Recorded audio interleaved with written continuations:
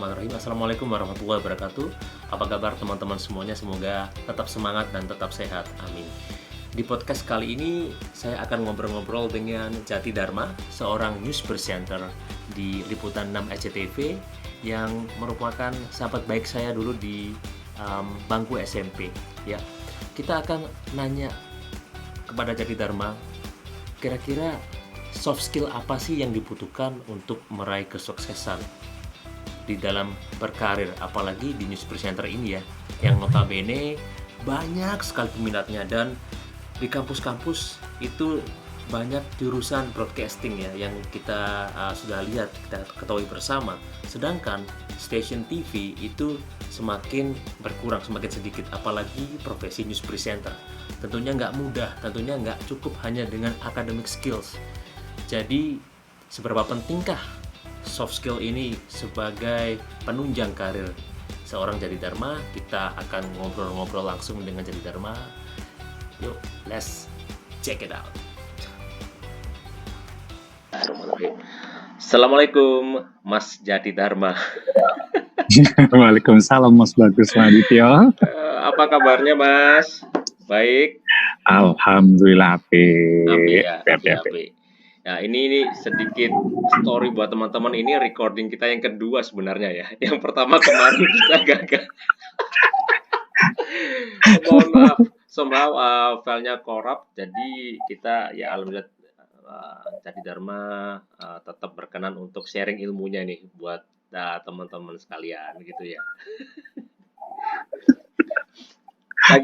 Lagi sibuk apa nih hari ini? Sibuknya hari ini hari terakhir kerja, besok libur 3 hari. Besok libur 3 hari. Iya, besok libur 3 hari, jadi agak lumayan santai. Udah kerja dari subuh tadi.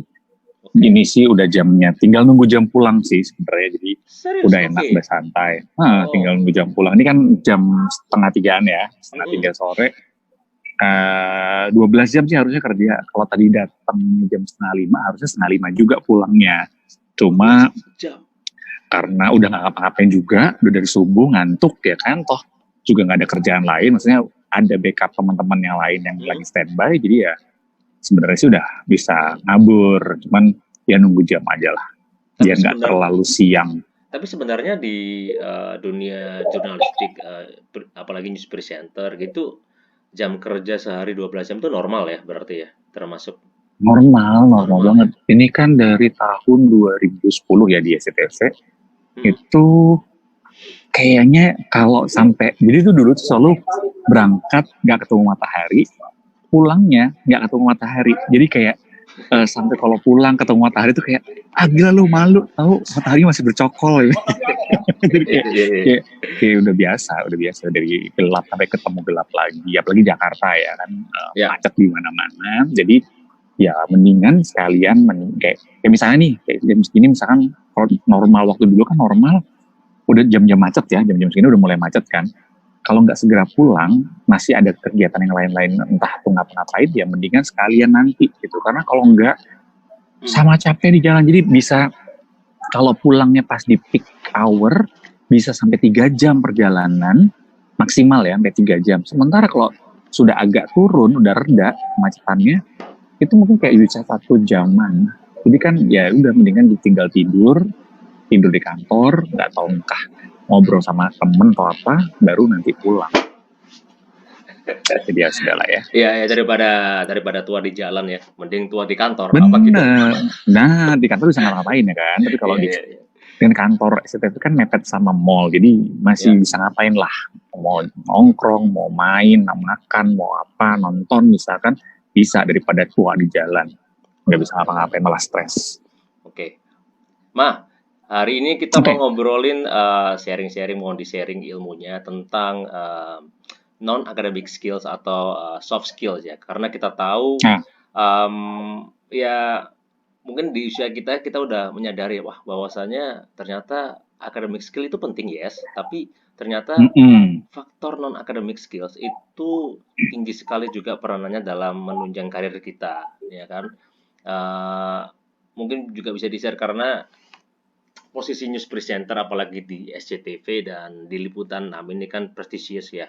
posisinya, dan mungkin peminatnya juga ribuan bahkan puluhan ribu.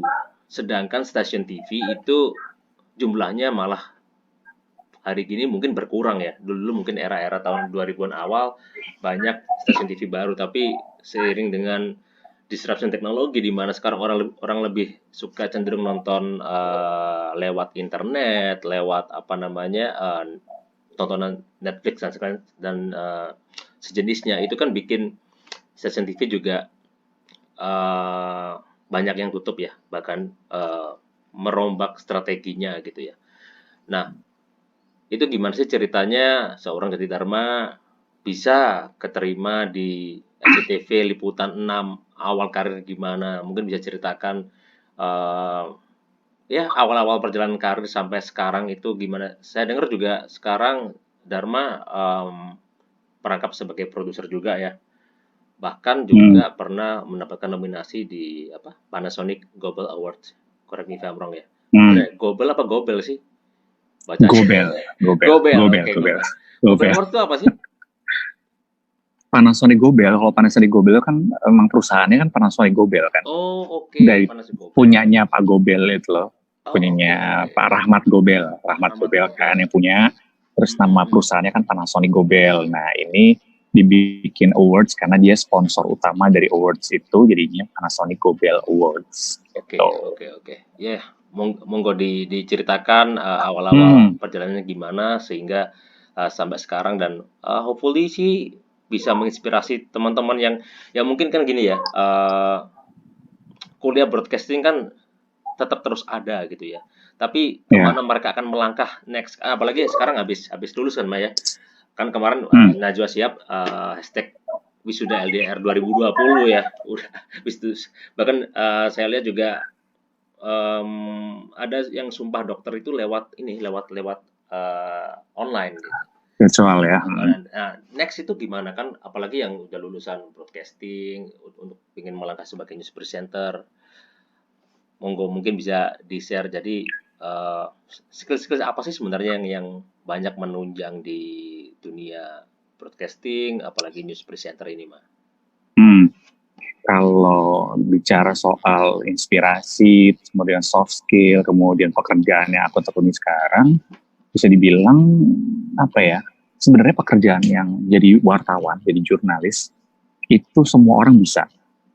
Semua orang bisa melakukan, karena kenyataannya lulusan tidak, kayak misalnya ini, kalau pengen jadi dokter, mau nggak mau kan sekolahnya harus sekolah dokter ya kan.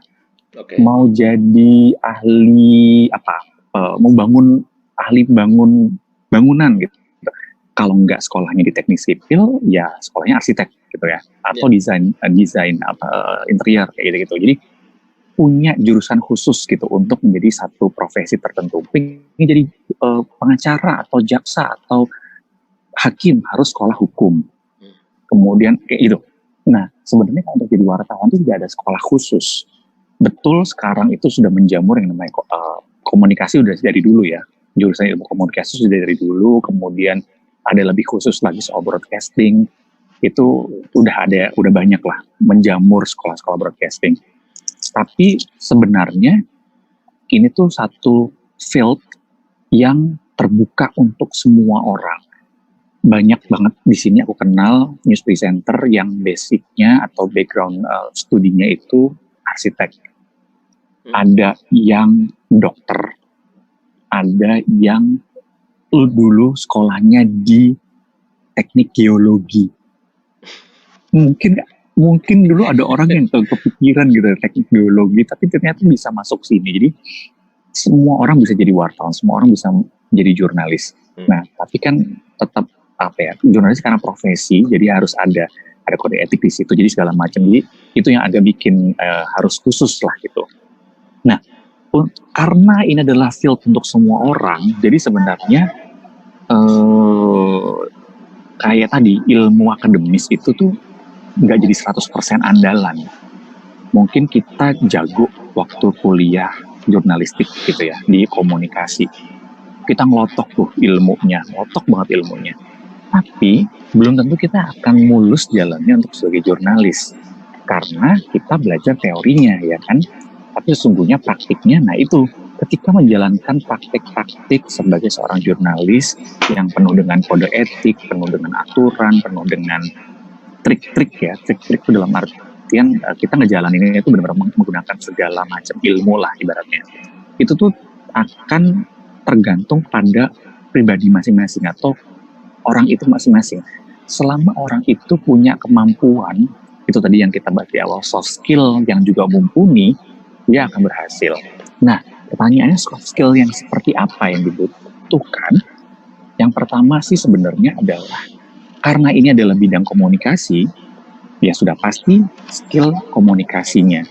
Bagaimana kita bisa berkomunikasi. Komunikasi itu tidak melulu soal kita bisa ngomong ya, bisa speech, bisa orasi atau apa, tapi komunikasi itu kan lebih kompleks. Gimana caranya kita bisa menyampaikan pesan yang kita ingin sampaikan kepada orang lain. Nah, prosesnya itu harus berhasil. Kalau proses komunikasinya nggak berhasil, ya jangan harap pesan yang kita ingin sampaikan itu nyampe ke orang lain. Jadi kayak aku sama Bagus ngobrol nih. Kalau aku itu tidak punya skill berkomunikasi, mau kayak gimana pinternya aku, kamu Gus nggak akan paham apa yang aku pikirkan, apa yang aku ingin utarakan. Nah, itu sebenarnya soft skill menurutku. Communication skill itu adalah termasuk soft skill karena semua orang dilahirkan untuk sebagai manusia sosial ya kan. Nah, ketika kita sebagai manusia sosial, kita kan tergantung sama orang lain. Ya. Bagaimana caranya kita bisa minta bantuan orang lain? Bagaimana caranya kita bisa membantu orang lain jika tidak ada komunikasi? Nggak akan ada kan? Even kita pakai bahasa isyarat pun adalah komunikasi. Bahasa isyarat kan termasuk komunikasi non-verbal dan itu adalah bentuk komunikasi. Jadi kemampuan berkomunikasi ini sangat penting dan sebenarnya setiap orang itu bisa berkomunikasi. Kalau nggak bisa komunikasi dia nggak akan pernah bisa ngobrol sama orang, nggak akan pernah kenal sama orang, nggak akan pernah bisa sekolah atau apapun itu. Cuma masalahnya adalah the way to communicate-nya itu, skill itu yang kadang-kadang beda-beda setiap orang. Ada yang kayak misalkan ini kayak aku nih ya, kalau nggak direm bisa terus bisa sampai 5 jam bisa aja gitu.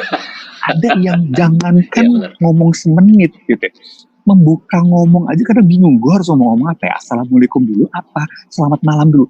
Ada orang yang sampai segitu pusingnya mikirin how do I start-nya. Nah itu poin gitu. Jadi itu jangan menyepelekan itu. Jadi jangan mentang-mentang kalian itu bawel terus kalian akan sukses di dunia komunikasi seperti yang aku takut. Tidak, belum tentu seperti itu.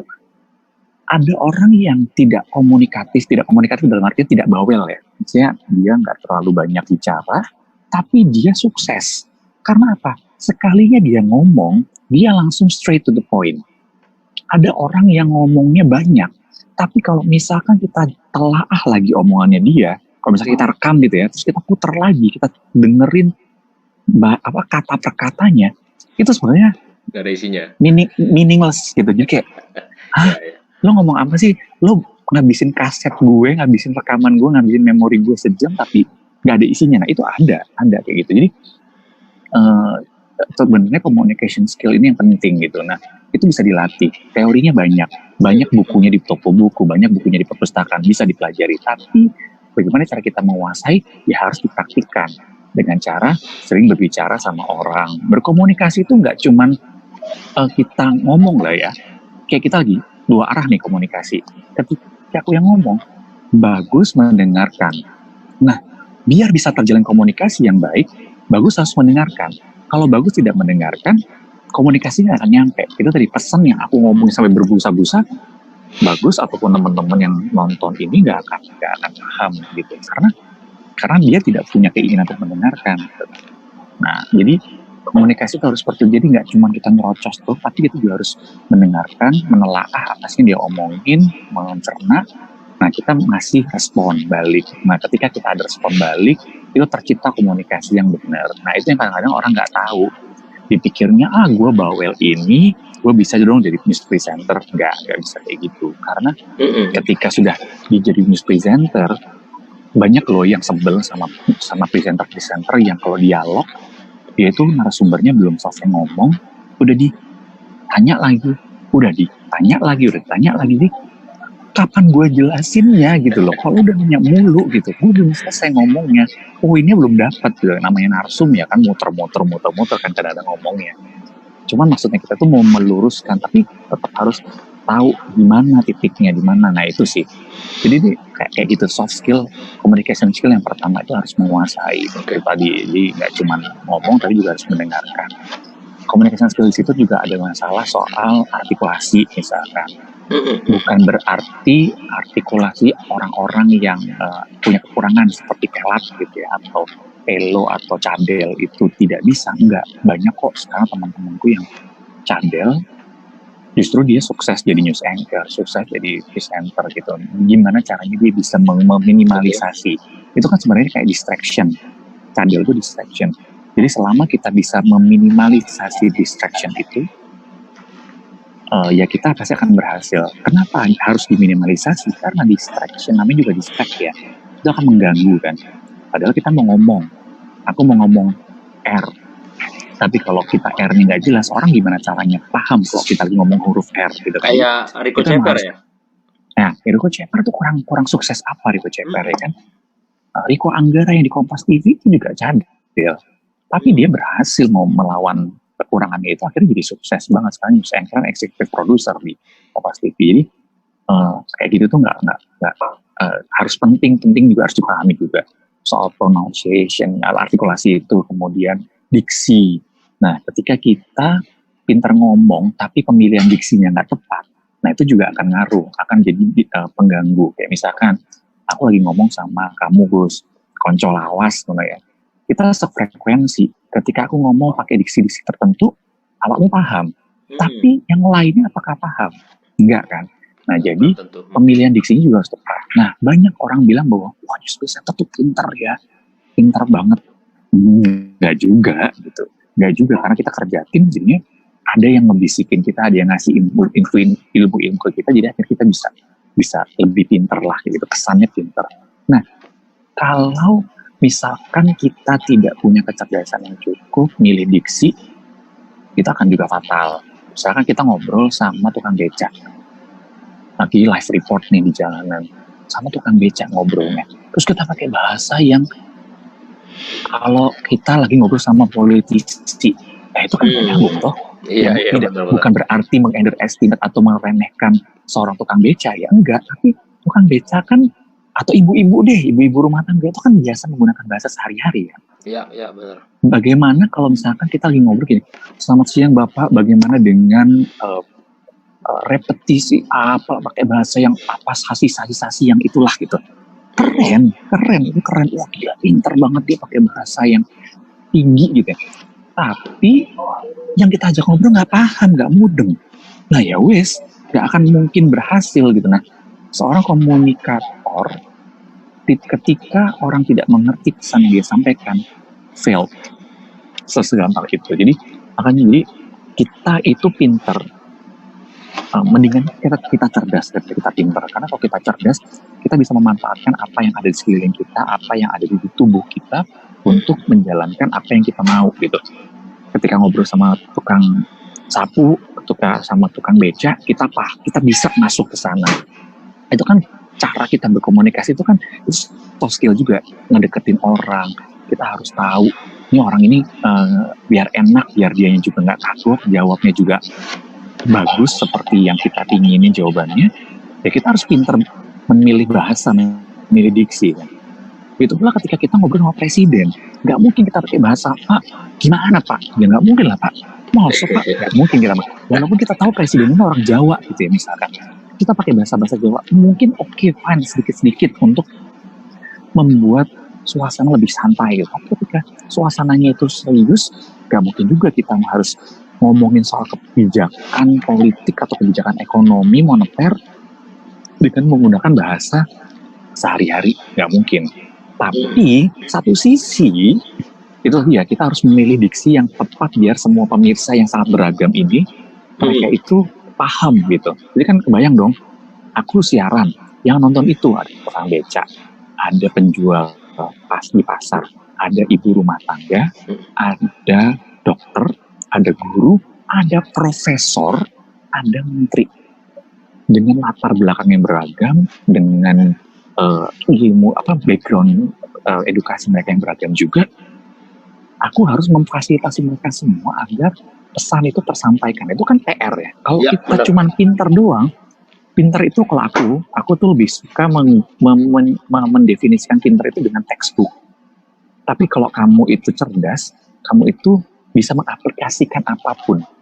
Jadi buku apapun bisa kamu lahap, terus kamu bisa mengajarkan isi buku itu kepada orang lain. Itu kamu cerdas. Tapi kalau kamu pinter, ya kamu textbook buat kamu tok.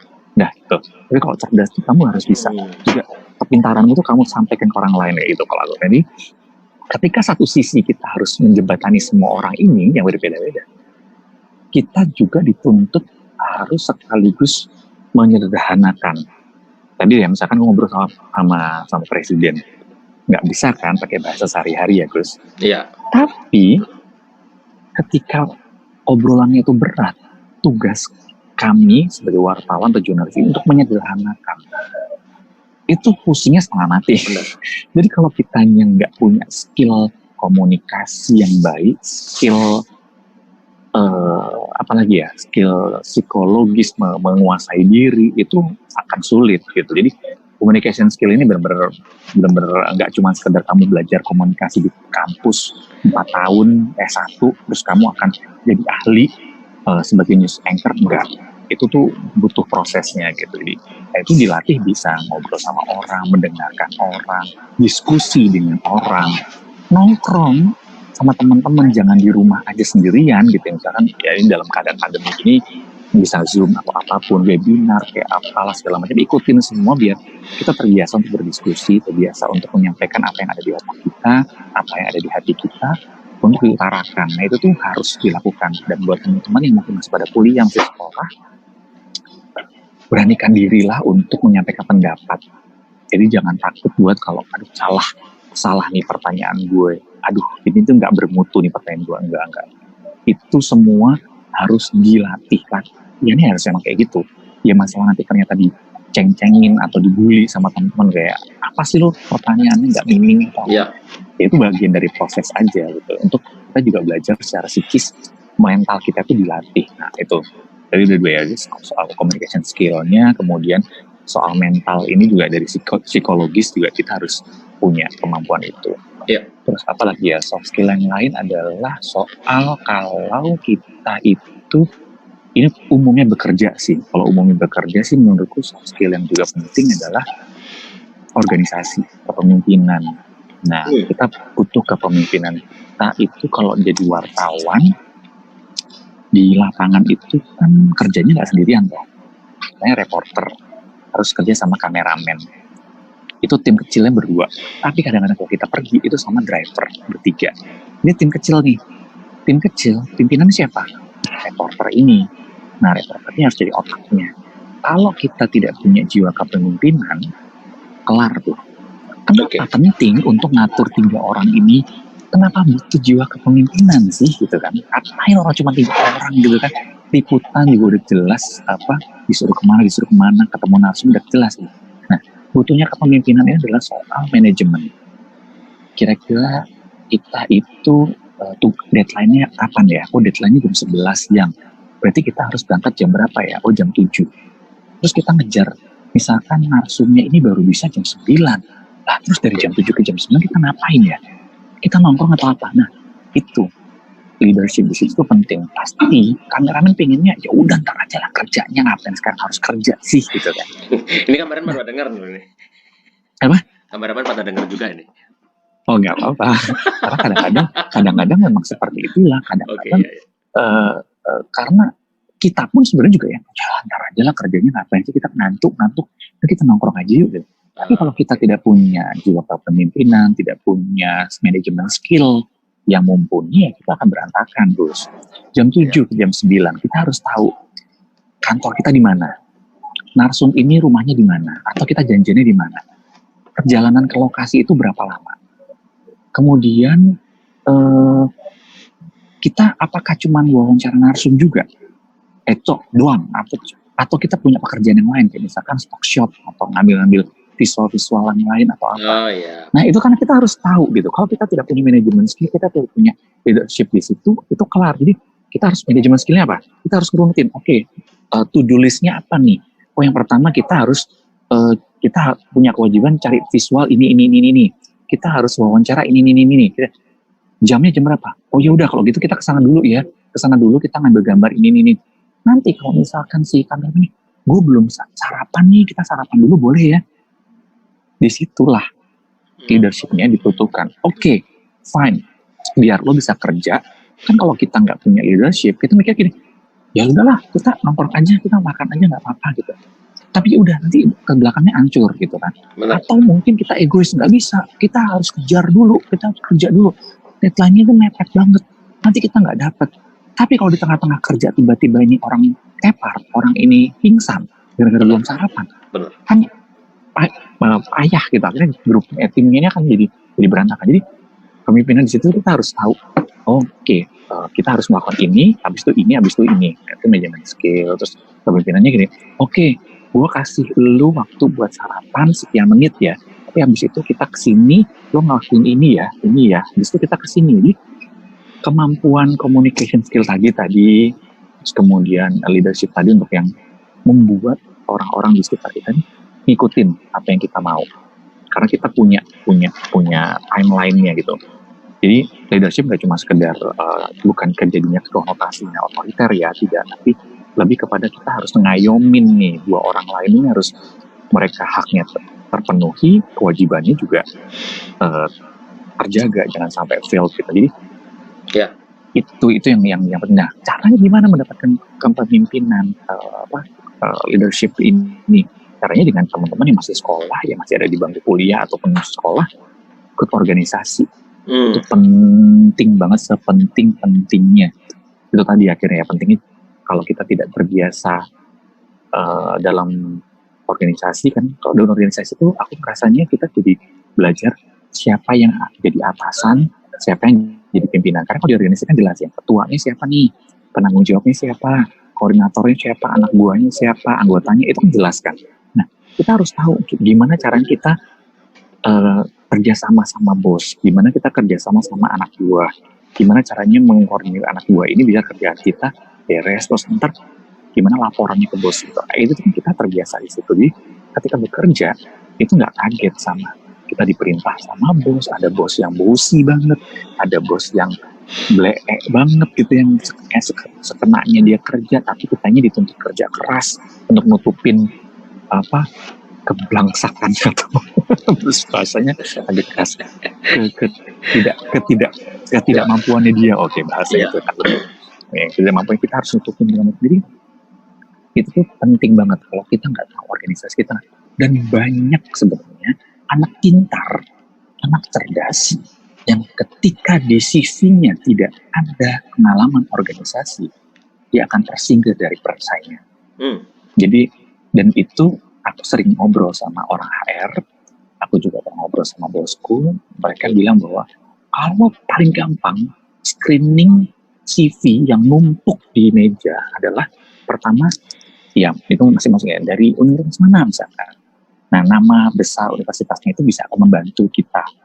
Kedua, ketika kita lihat prestasinya apa nih anak ini, oh prestasinya begini, terus soft skill-nya apa, oh dia punya pengalaman organisasinya ini, oh dia punya hobinya ini, oh dia aktif prestasinya gini, itu orang akan oke, tertarik gue ini untuk rekrut, dibanding sama orang yang oke, dia berprestasi tapi isunya tuh mungkin dari satu olimpiade ke olimpiade yang lain. Itu mungkin akan ditaksir sama orang, kayak misalnya taruhlah fisika gitu ya, terus yang jadi ilmuwan ya mungkin satu badan riset itu akan naksir sama teman-teman gitu yang dari satu olimpiade ke olimpiade yang lain. Tapi tetap dalam dunia riset itu kan akan ada atasan, akan ada bawahan gitu kan. Kalau enggak ya akan terkungkung di lab aja terus. Secara karir dia tidak akan berkembang gitu. Tapi itu pilihan ya, itu pilihan. Tapi ketika kita memilih satu kantor yang biasa, yang normal biasa, yang ada bos, ada anak buah, ya ini penting kayak gitu. Tapi kalau teman-teman yang ada di lab mungkin, tapi tetap perasaan kalau di lab itu kan ada timnya ya, ada tim kan, ada Ada. ketua peneliti, ada kepala penelitinya, ada siapanya itu kan pasti akan ada, karena kalau kita tidak punya leadership, tidak punya kemampuan itu, ya akan berantakan juga kan. Siapa yang mengerjakan apa, siapa yang mengerjakan apa, itu kan dari leadership kan. Bagaimana kita bisa tahu anak buah kita tuh kemampuannya di mana, Ya. dia itu bisa mengerjakan apa, itu kan bentuk leadership kan. Seseorang bisa bisa sukses membawa anak buahnya kalau dia memahami siapa yang diajak kerja. Kalau enggak, ya nggak bakalan ada. Nah, gimana caranya tahu ya tadi? Ikut organisasi dari sejak dini biar mengasah kemampuan kita kayak gitu. Terus apalagi ya soft skill ya? Apa Gus? Kalau kamu kadang-kadang apa Gus ya? Kira-kira Mungkin kan mungkin sebenarnya pada umum sih, pada dasarnya umum. mungkin aku mau nanggepin dulu mah Hmm. satu-satu ya, mulai dari communication. Jadi Hmm. dulu itu bapakku pernah bilang, Le, orang pinter itu kalah sama orang yang pinter ngomong. Aku nggak mudeng gitu sama sekali waktu itu dulu dulu banget loh waktu kita SMP, SD gitu. Aku masih belum kayak ngah gitu. Apa sih maknanya itu apa gitu. Padahal di otak kita kan ya kalau orang pintar belajar gitu pasti sukses gitu kan. Itu sampai itu ya baru inilah baru ketika kita SMA, kuliah itu baru menyadari bahwasanya memang oh ternyata orang yang ya bukan berarti pintar ngomong itu yang manipulatif ya enggak ya, lebih ke tadi yang kamu bilang mah bagaimana deliver the message ke orang ya. Dan orang itu penempatannya beda-beda ya. Kita ngomong sama bos seperti apa, kita ngomong ke peer kita seperti apa, ke anak buah seperti apa, itu kan gimana kita crafting message-nya supaya terdeliver dengan tepat dan tidak menyinggung siapapun kan. Itu yang seninya di situ sebenarnya. Itu yang susah di situ. Nah, itu juga yang aku baru pelajari. Termasuk itu nyambung ke masalah mental karena memang tipikal pendidikan di Indonesia ini mungkin di luar negeri juga, tapi kayaknya di Indonesia ini banyak ya, apalagi di Jawa, di tempat kita Surabaya, Sidoarjo, itu ketika kita bertanya pasti ada yang bully. Itu yang bikin orang, itu yang bikin ya ini basis buat apa namanya orang tua wali murid juga supaya dikontrol juga ya, mengontrol apa namanya anak-anaknya, anak didiknya supaya ya bully ini kan ada yang bully kekerasan, ada yang bully verbal ya.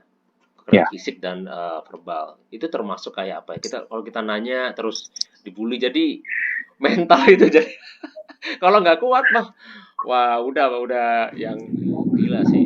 Ya, dulu itu kalau masalah mental sih mau nanya ya kadang agak kalau kita nanya dibilang kayak kita goblok atau bodoh gitu ya.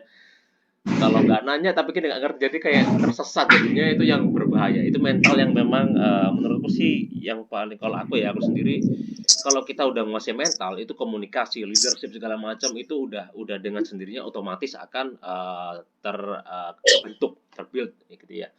Terus leadership benar juga bahkan di skala kecil kita ya tadi yang kamu bilang kan ngobrol dengan ini pengalaman aku sendiri waktu aku di BCA sebagai technical koordinator ya, koordinator. Di situ harus membawahi 12 orang senior teknisi.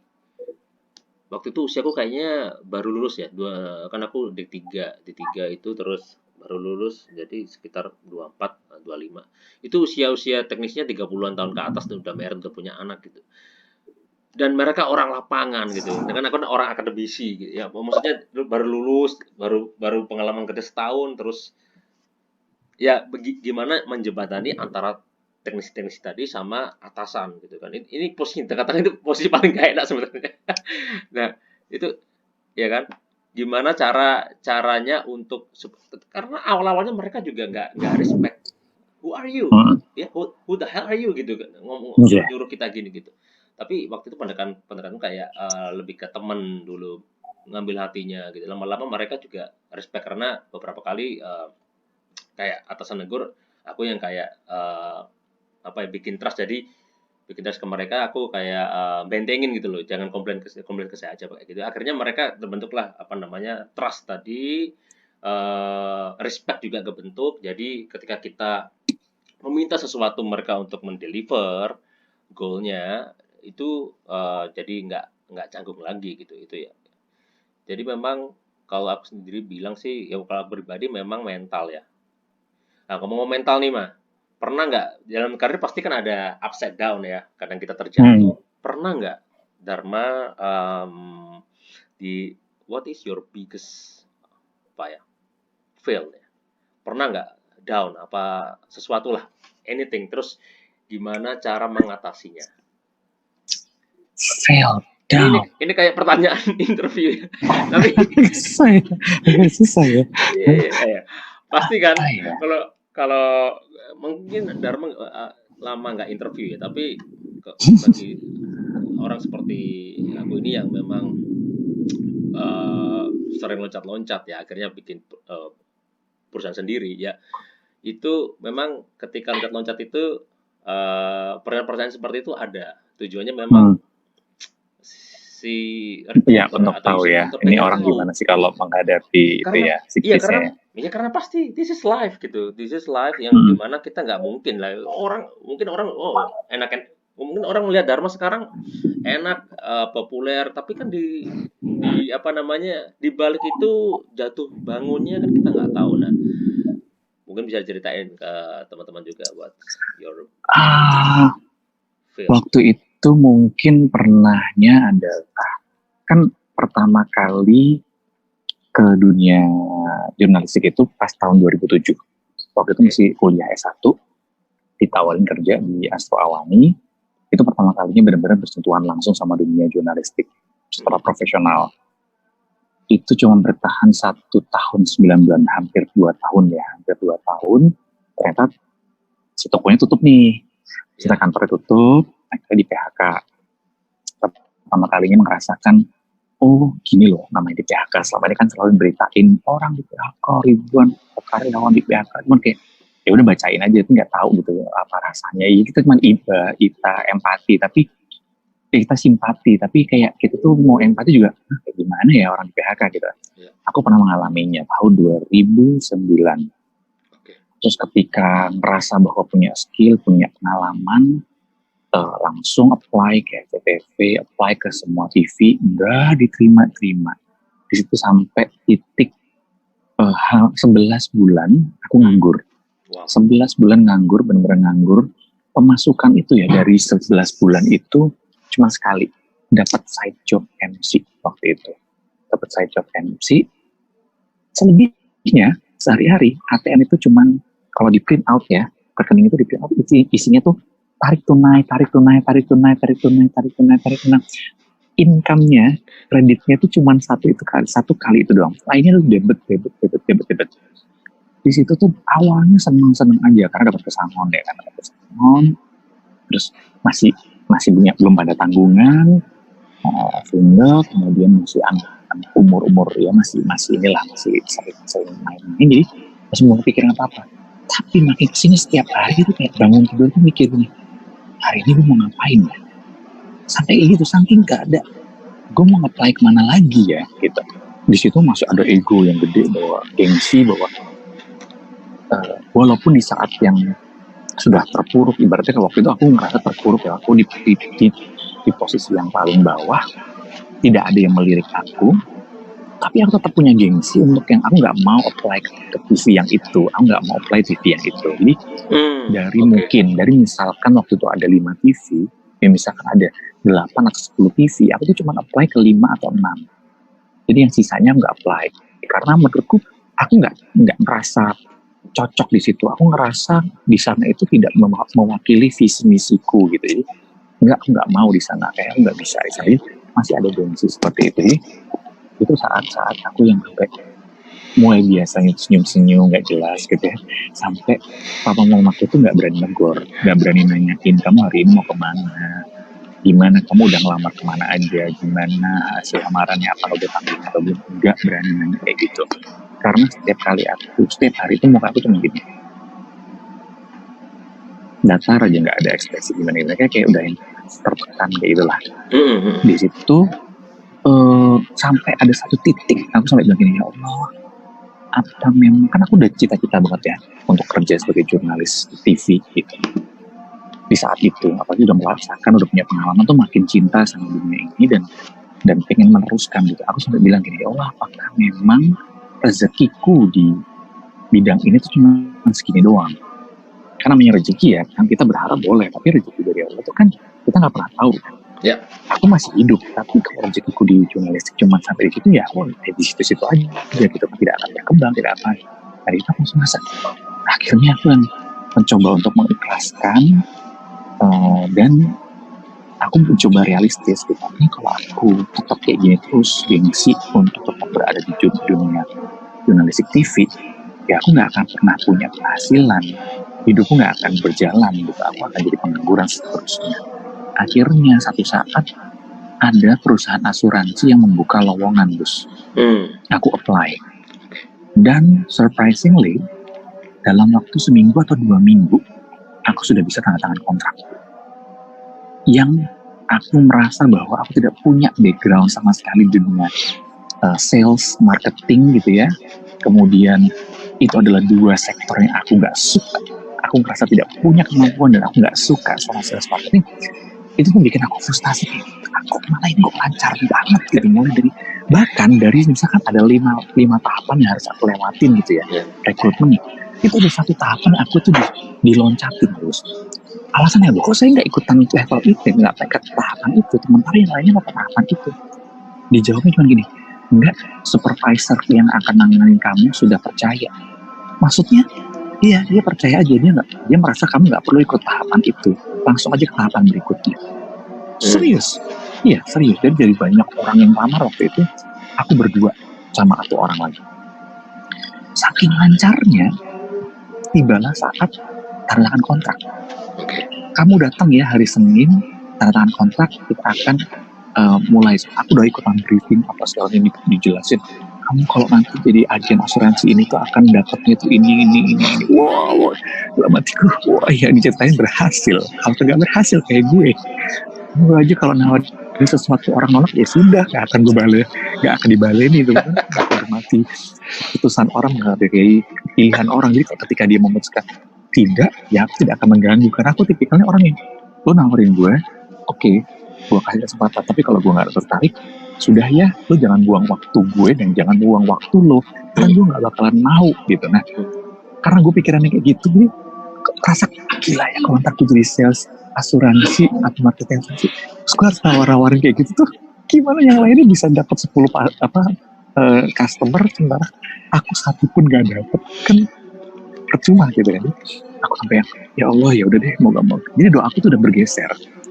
Yang tadinya kayak ya Allah, mandong dekatkan rezekiku, sampai akhirnya ya Allah, ikhlaskanlah hatiku untuk menerima suratan ini gitu. Kalau memang aku harus melupakan dunia jurnalistik dan aku harus belajar sesuatu yang baru, mungkin memang jalanku di situ. Aku langsung mencoba mengingat-ingat cerita-cerita banyak orang yang sukses karena sebenarnya dia menjalani bidang yang 180 derajat dari apa yang dia tekuni selama ini. Banyak kan cerita-cerita sukses seperti itu. Dia kuliahnya apa, sekolahnya apa, tiba-tiba suksesnya juga malah jadi bisnismen apa gitu. Sementara tadinya sekolahnya dokter gitu, malah jadi bisnismen apa. Itu kan banyak yang cerita-cerita seperti itu. Aku cuma berusaha untuk positif ke situ. Ya Allah, moga-moga aku ikhlas, aku bisa mempelajari ini. Ikhlas itu kan sangat penting. Dengan ikhlas, aku bisa move on. Dengan ikhlas, aku bisa mencoba untuk hal yang baru. Jadi mengikhlaskan situasi atau realita yang ada di hadapanku itu sih. Yang caraku untuk membuat aku harus, oke, gue gak boleh nunduk terus nih, gue harus dongak dikit nih untuk melihat di sebelum gue ada apa. Dan akhirnya aku udah yang, ya sudah, aku ikhlas, hari Senin aku akan tanda tangan. And you know what? Hari Jumatnya, sebelumnya, tiba-tiba ditelepon sama SCTV dan deal, kamu terima. Di situ tuh rasanya kayak, ya Allah. Jadi tuh kayak gini, aku sampai mikirin, oh ya, oke. Alhamdulillah gitu, alhamdulillah akhirnya aku mendapatkan ini, dan ternyata rezekiku belum selesai. Dan di situ aku ambil moral story-nya, apa mungkin kalau aku ikhlasnya dari awal-awal dulu, aku akan mendapatkannya lebih cepat. Benar itu. Ini mungkin kayak satu fase, aku tuh disuruh ngacak, aku disuruh mawas, disuruh bijak, disuruh merendah gitu ya. Karena mungkin selama ini aku sombong gitu kali ya, dengan aku punya pengalaman, aku punya kemampuan, pasti semua TV kan ngantri untuk ngambil aku. Tapi di sisi itu, di fase itu tuh kayak membuat aku akhirnya jadi rendah, Humble. apa benar-benar nunduk, benar-benar kayak lo tuh siapa sih gitu. Tuh kan kebukti lo apply ke banyak TV yang manggil tuh cuman beberapa loh, manggil pun nggak diproses. Itu kan berarti kayak menandakan bahwa lo itu tuh nggak istimewa lo banget. Di luar sana tuh masih banyak orang yang istimewa. Jadi lo sadar dong sama diri lo. Di situ lah banyak banget yang secara mental itu aku benar-benar kayak dibangun. Kemudian secara ego, secara gengsi aku benar-benar kayak menata diriku, secara kualitas diriku tuh aku benar-benar belajar di situ. Dan ketika aku masuk pertama kali pekerjaan itu aku sampai ditelepon loh Gus sama si asuransi. Kok kamu nggak datang? Itu gue nih Gus, saking diharapinnya sama supervisor itu gitu kan. Kok kamu nggak datang? Enggak, saya diterima tempat lain. Oh ya sudah. Dan tapi kamu nggak ngabarin ke asuransinya kalau udah diterima di enggak. Aku nggak ngabarin karena aku yang udah saking senengnya ya udahlah, mau ditawarin sampai 10 kali lipat ibaratnya gitu. Enggak, aku nggak mau ke sana walaupun gaji yang ditawarkan di ICTP itu dibandingkan seangkatan waktu itu kerja di BUMN yang sudah 2010 dia masuk sini. Di saat 2010 teman-teman seumuranku mendapatkan gaji pokoknya 4 jutaan, aku tuh cuman, boleh lagi disebutin di sini? Boleh ya, biar pada tahu kok ternyata jadi wartawan itu. Soalnya orang-orang juga, maksudnya adik-adik mau berkarir juga harus tahu dong, maksudnya gajinya segini loh, yakin lu mau masuk gitu kan, yakin lo awal-awal kayak gini loh, tapi in return kedepannya seperti ini, tapi awal-awal seperti ini yakin kuat, yakin mau masuk kayak gitu, apa-apa state aja. Gajiku 2010 waktu itu 2,750. Aku lupa di Jakarta ya, di Jakarta betul, di Jakarta 2.750.000, hanya naik 250.000 dari kantorku sebelumnya. Bahkan yang di asuransi lebih tinggi mungkin, atau gimana? Ya iyalah, pastilah. Ya? Belum lagi nanti kalau dapat insentif, kalau misalkan dapat customer segala macam, ya kan pasti lebih tinggi, jauh lebih tinggi. Tapi aku tidak punya passion di situ, aku tidak punya visi misi di situ. Nah, sementara di sini aku walaupun 2.750 waktu itu, aku benar-benar stick bahwa aku gini, Dharma, lo harus belajar lagi dari bawah. Banyak teman-teman yang tahu kalau aku punya pengalaman presenting. Banyak banget yang ngojok-ngojok ya. Ayo Jat, lo kan pernah siaran, lo minta dong casting ini. Lo tuh bisa apa segala macam. Tapi gini, enggak, aku anak baru, aku mau belajar dulu. Karena waktu di Astro sama hampir 2 tahun itu, aku tidak terlalu banyak di lapangan, Gus. Lebih banyak ada di studio untuk baca berita. Jadi kan skillku di jurnalistik di lapangan tuh ibaratnya masih kecil lah, tipis. Nah di situ aku ngerasa bahwa, yaitu tadi dengan fase hampir 11 bulan itu, ya, selama 11 bulan aku ditempa secara psikologis itu ya, mental itu, akhirnya aku benar-benar kayak, enggak, aku mau menjalani. Kok mau tangan kontrak cuma reporter, kan bisa presenting. Enggak apa-apa, ini pekerjaan yang gue mau, passion gue di sini. Jadi dengan adanya seperti ini gue ikhlas. Itu tadi yang aku bilang di awal, 12 jam kerja, 12 jam itu Gus, dari berangkat dari rumah sampai pulang dari kantor lo ya, belum sampai rumah lo ya. Jadi kadang-kadang 12 jam itu cuma kerja dari berangkat dari rumah sampai mau pulang dari kantor. Ditambah perjalanan, jadi lebih lah kalau dihitung dari berangkat sampai rumah pulang itu lebih dari 12 jam hari-hari. Itu dengan gaji yang segitu, kerja rodi ya ibaratnya. Kalau kami kan, apalagi kita kan di lapangan ya, ngemper, nggak rapi, kelihatan aja di layar nggak rapi, dandan dulu, sisiran dulu, cuci muka dulu. Tapi selepas itu makan di warteg, ngemper sana sini, di KPK misalkan tiap hari nongkrong di depan, keanginan, kehujanan, kepanasan, Kalau misalkan liputan di bandara Halim, liputan apa itu TNI ulang tahun, itu kan nggak ada tempat nyium. Ya. Jadi kayak semua itu benar-benar, belum lagi kalau misalnya kita liputan ke daerah bencana, apa yang mau lo arepin gitu, makan ya udah seadanya aja, makan biar lo sehat ini. Tapi itu yang aku cari gitu, itu yang aku cari, jadi akhirnya aku jalanin. Nah, karena aku waktu itu lagi-lagi kalau kita itu benar-benar bisa menjalani apa yang ada di hadapan kita ikhlas, semesta itu akan mendekat ke kita, semua itu akan mendekat.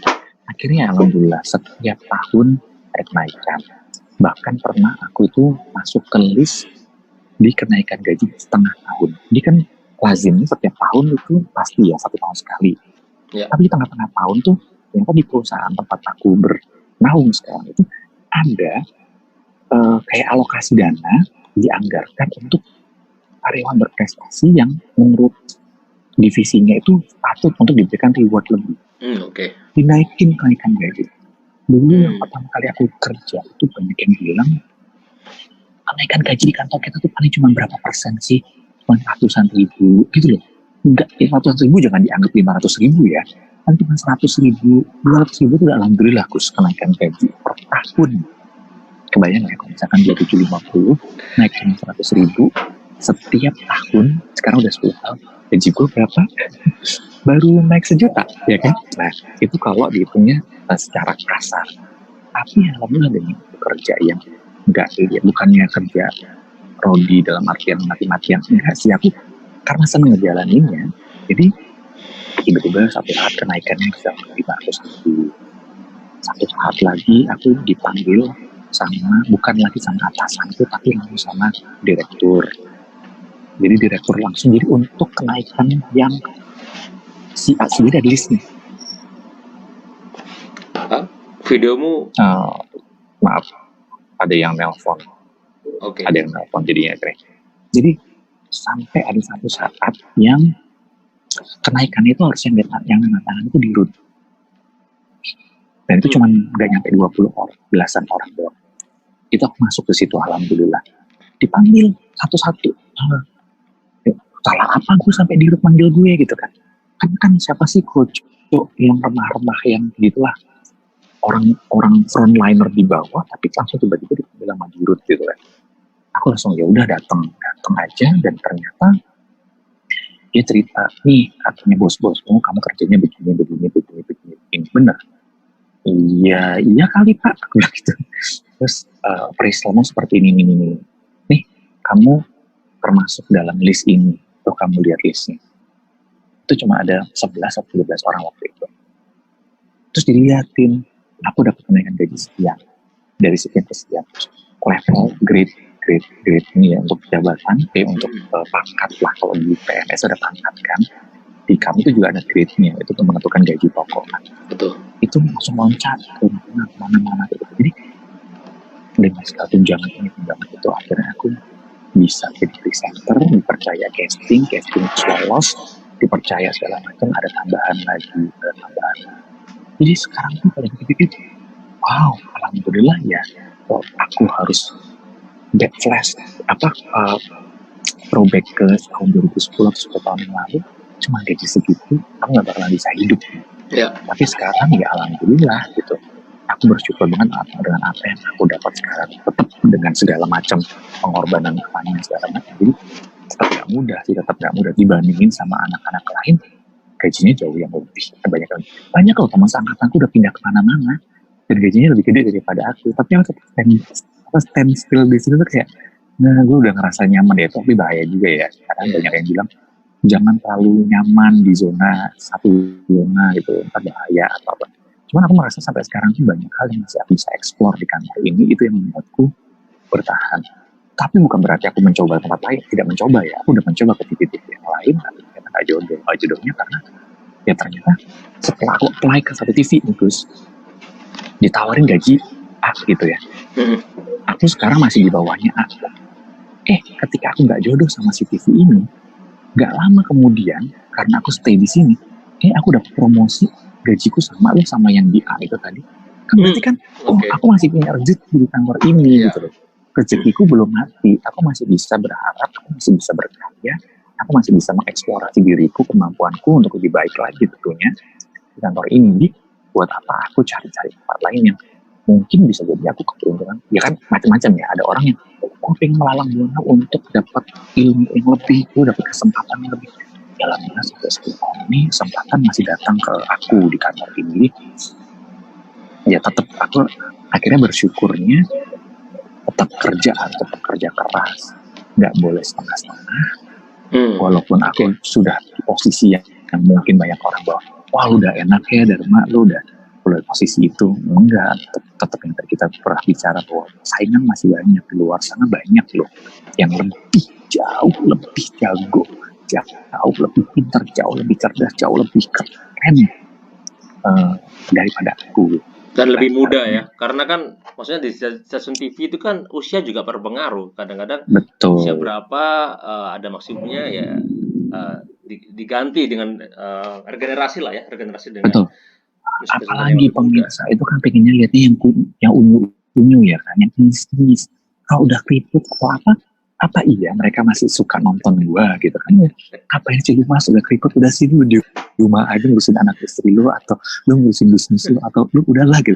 Yang di TV itu biarkan yang cantik-cantik, yang seger-seger gitu kan. Nah caranya gimana ya?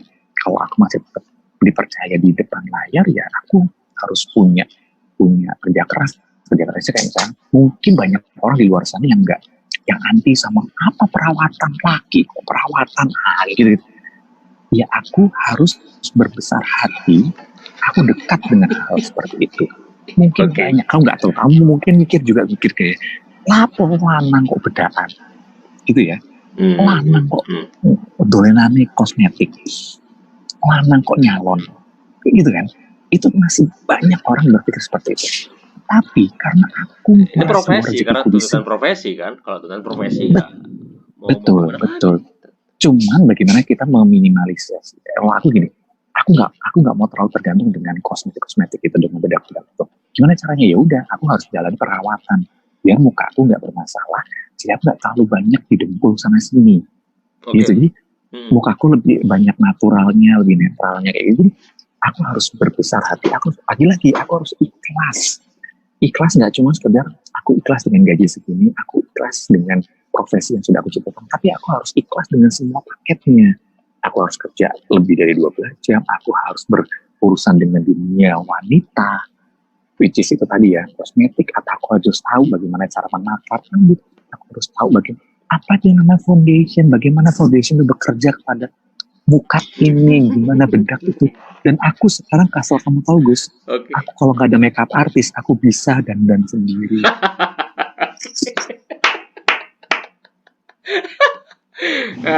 Istri kalah ya Maya berarti. Untung ya Debbie itu orangnya suka salon, suka dandan, jadi nggak kaget gitu, dan dia sangat ikhlas juga alhamdulillah ya bahwa suaminya ternyata mainannya mainan kosmetik. Jadi kalau misalnya aku pergi tugas, terus tiba-tiba aku udah mau ikut, aku sekali mau liburan sana gitu.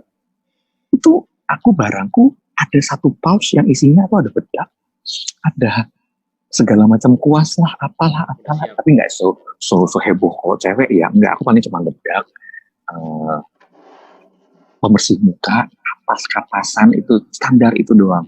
Karena menurutku ya itu tadi, aku berusaha mukaku harus yang jangan terlalu bermasalah, biar aku tidak terlalu banyak menggunakan hal. Kebayangkan Gus, aku dulu yang bayangin gila ya, waktu zaman live report di pinggir jalan tuh yang arus mudik, itu kan aku dibekelin bedak. Karena kan kalau kita berminyak itu nggak bagus di layar. Kan kita harus kelihatan keren, harus kelihatan apa.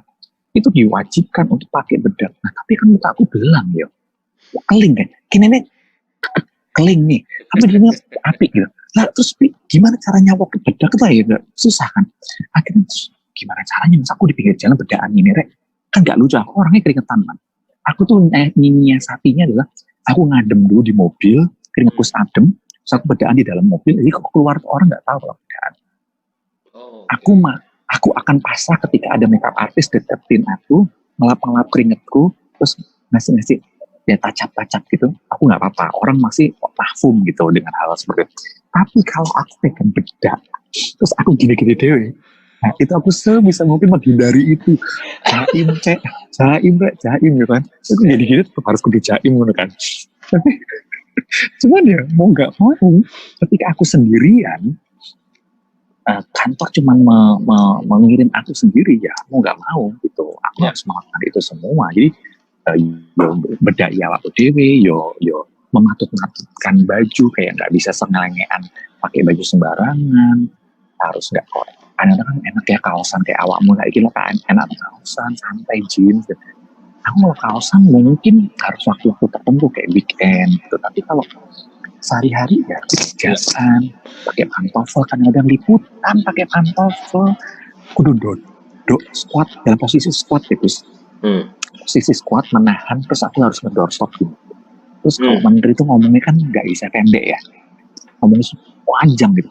Ya udah kram lah itu otot kakimu ya segala macam. Seberat itu, tapi ya sampai sekarang aku masih menjalani itu dan aku masih senang dengan hal itu. Dan bahkan sekarang suka kangen kayak, aduh, ayo dong kasih tugas gue dong, keluar dong liputan dong, gue pengen merefresh ingatan-ingatan gue nih, skill-skill gue selama ini. Jadi berarti kalau boleh nambahin kalau boleh nambahin berarti ya ini berarti totalitas profesional ya. Itu profesional, being profesional. Jadi ya nggak peduli mau itu harus jongkok pakai pantofel lah, harus pakai bedak lah, harus nyalon segala macam, walaupun risih ya. Nature-nya kalau cowok dibedak kan risih ya. Nggak gatel, nggak enak gitu. Tapi ya mau nggak mau tentang profesi, dan itu nyambung ke passion. Kalau orang nggak passion pasti resign lah, pasti. kalau orang udah resign udah lama pasti kan. Nah, gitu sih. Dan itu banyak yang melakukan itu udah, karena dia nggak cocok, nggak bisa ngemper, nggak bisa tuh yang makan sembarangan di kaki lima, yang pokoknya ya udah asal perut lo kenyang aja, biar nggak masuk angin, terus duduk nggak pakai alas, nggak harus di kursi. Itu banyak yang sudah pergi akhirnya. Oke. Akhirnya. Got the point mah. Jadi intinya pertama memang ya tadi communication skills ya.